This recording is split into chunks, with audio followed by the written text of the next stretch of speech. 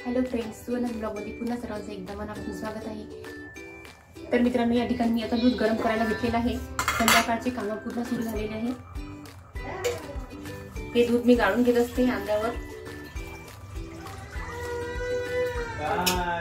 हे गायचं दूध आहे। माझ्या बाळांसाठी सुद्धा हे दूध घेत असते। दुधाला आपण कमी पावरावर तापवलं की त्यावर छान साई येते आणि त्याचं तूप सुद्धा खूप छान निघते। आज मी तूप सुद्धा काढणार आहे आणि त्याची रेसिपी तुम्हाला नक्की दाखवणार आहे। दूध गरम होईपर्यंत मी आता ढोकळ्याचं बॅटर तयार करत आहे।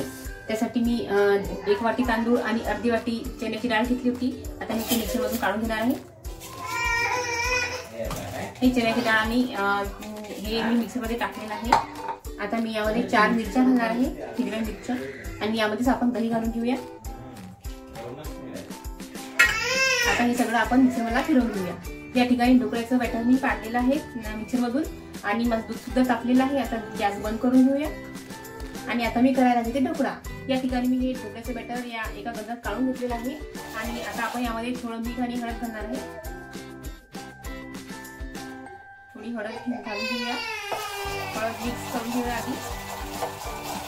हळद अशी चांगल्या प्रकारे एकाच दिशेला फेटायचं आपल्याला हे। आता यामध्ये आपल्याला मीठ घालून घ्यायचं आहे। व्हिडिओच्या मध्ये तुम्हाला बाळांच्या रडण्याचा आवाज येत असेल।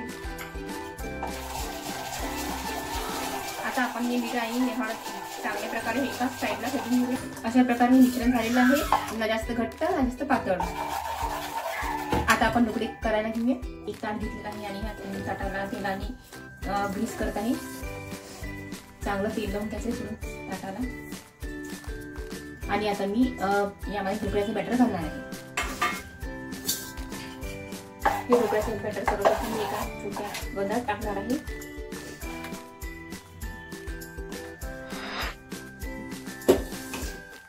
हे मी एका लहान पातेल्यात हे बॅटर काढून घेतलेलं आहे आणि यामध्ये आता आपल्याला थोडासा इनो घालायचा आहे।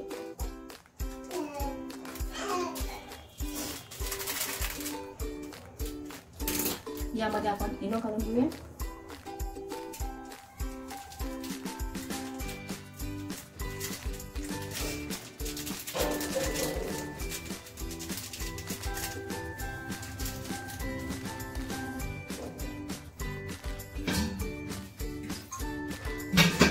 आणि ह्या इनोवर थोडंसं 1-2 थेंब पाणी घालून घ्यायचं आहे।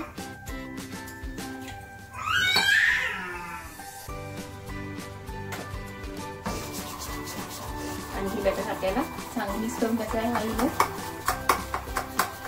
आणि इनो घातलेलं बॅटर आता आपल्याला ह्या तेल लावलेल्या ताटात घालायचं आहे।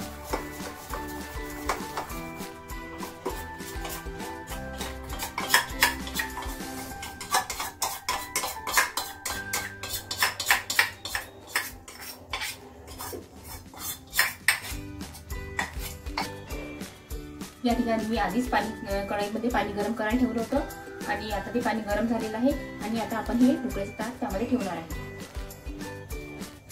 ढोकळ्याचं ताट आपण त्यावर ठेवलेलं आहे आणि याच्यावर आपल्याला झाकण ठेवायचं आहे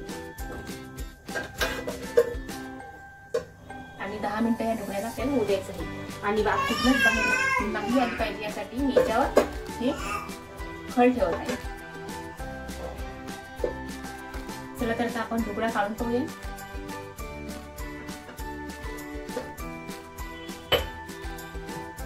गॅस बंद करूया। ढोकळा झालेला आहे मित्रांनो। आता आपण हा ढोकळा थंड होऊन त्याला कापून घेऊया आणि त्यासाठी तडका बनवूया। या ढोकळ्याला आता मी कापून घेत आहे।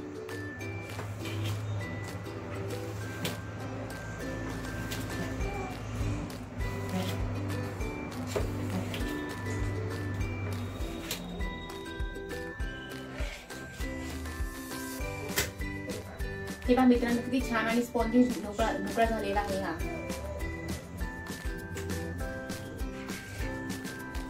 हे बघा मित्रांनो, किती छान ढोकळा झालेला आहे आपला। चला तर यासाठी आपण फोडणी बनवूया।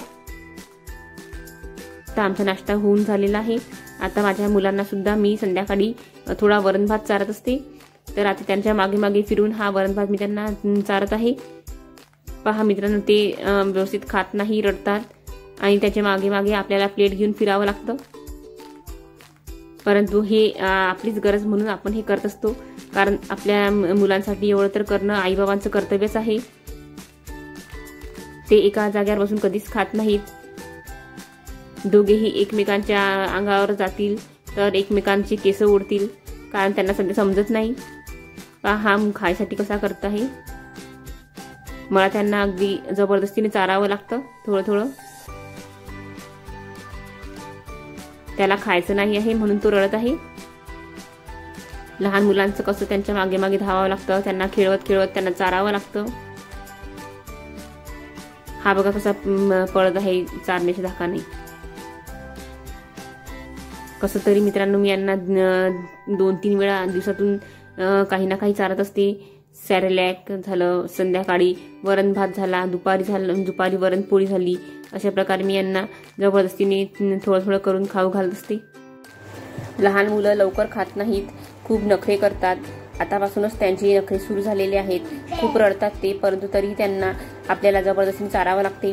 पहा आता त्यांचं पोट भरलेलं आहे, नाश्ता झालेला आहे, म्हणून किती छान खेळत आहेत. दोघंही नेहमी जवळजवळ खेळत असतात. माझे दोन्ही बाळ आता बसायला लागले आहेत. त्यांना 10वा महिना सुरू झालेला आहे. तर मित्रांनो या ब्लॉगला मी इथेच थांबवते.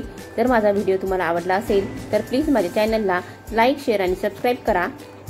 आणि पुढच्या ब्लॉगला आपण नक्की भेटू. तोपर्यंत बाय बाय.